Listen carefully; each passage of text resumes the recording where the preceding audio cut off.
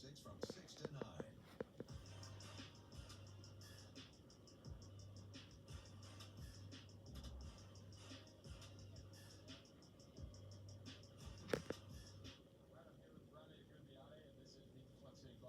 Tell me a little bit about kind of your soccer journey and how you've gotten to this point. Okay, so I grew up in Toronto, Ontario, Canada. I played youth soccer there for a while, and took my talents to a place called Halifax Wanderers, where I kind of played my at 18, I'm pretty sure. And then from there, went to Akron University. Spent 2 seasons with them. Got drafted to San Diego last fall, and decided to come here for the summer. And it's been a nice ride here. What are you looking forward to most about playing in postseason here? I think it's the biggest one is just getting that national championship. Obviously, every team is aiming for that goal, but I feel like we have such a strong core and a strong belief that it's inevitable for us to win that. With the way these guys played in the U.S. Open Cup this year, this is a pretty battle-tested team. Just how much confidence does that give you guys as a whole going into the playoffs as well? Unreal amounts for us to be able to play at that top level in the U.S. Open Cup and beat a team and come out unfortunately with a loss, but to see that it wasn't really a killer loss, it's a stride for us. We're gonna win it all 100%.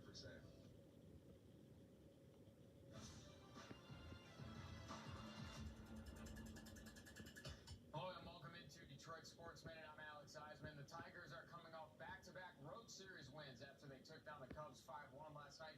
They're inching their way closer to the 500 mark and closing the gap in the AL Central standings. Tonight they open a 4-game series with the Royals at Comerica Park.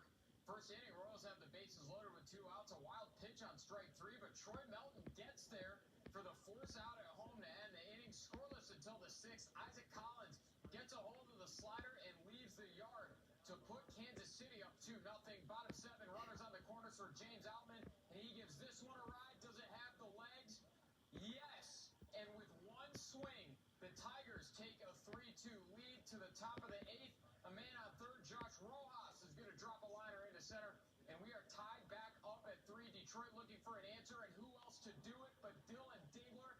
His bat has been scorching lately, and he rips one down the third baseline to plate the go-ahead run, but the Tigers still in a little trouble in the 9th. 2 on, 1 out, grounded to first. They could turn 2, and they will. What a way to end it. 4-3 the final. The Tigers continue their surge up the standings. The teams will run it back tomorrow night at 6:40 p.m. Here's your Mid-Michigan Now Sports Report, sponsored by your Mid-Michigan Toyota dealers. The Bucks are less than 24 hours away from their Central Conference Finals matchup against Peoria City. Once again, they have the luxury of playing at Atwood Stadium in front of the Flint faithful, and they play a huge part in the team being able to host these playoff games.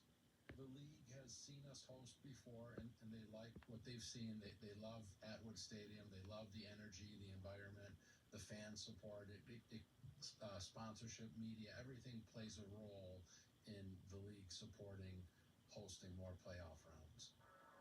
The Bucks hooked on Steel City FC on Sunday to set up this matchup. It's a rematch of the 2024 Central Conference title game that Peoria ended up winning 1-0. The winner of tomorrow's match advances to the national semifinal that will also be held at Atwood Stadium on Sunday. You can find ticket information on our website, midmichigannow.com. The team is battle-tested in a number of high-stakes environments, and they believe that experience will serve them well come kickoff tomorrow. Get knocked out of the U.S. Open Cup, you want another opportunity to perform in that tournament.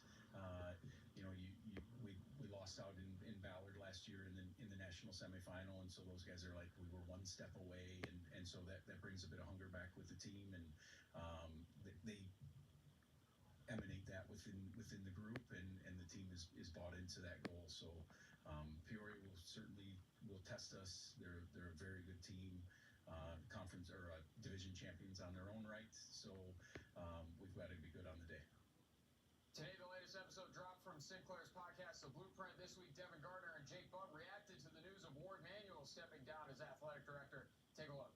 It doesn't feel like there's been alignment top down from Michigan leadership, even above Ward. I think that's the most important thing here. Michigan could only fail from within. Like a house divided against itself will not stand. So going forward with the leadership of the president, the athletic director, the board of regents, somehow, some way, the boosters, everybody has to get on the same page and say, guys, boy, are we sitting on a golden goose egg here. Look, they just won 2 major championships. Let's get on the same page. We got to put that. They got to put the pride aside. It's just like, because everybody wants credit for it was me that got to whatever. And so if you hire somebody that I didn't want, now I have to find a way to dismantle this. It's like, dude, what are you doing? You're on our team. They always provide an interesting perspective. Yeah, I mean, it doesn't get better than guys who've gone through it, experienced it. And they're right. I mean, there needs to be some more alignment. There's been a lot of things pop up with Michigan athletics in the last few years. So hopefully there's some stability moving forward. All right. Thank you, Alex. Here's a live view of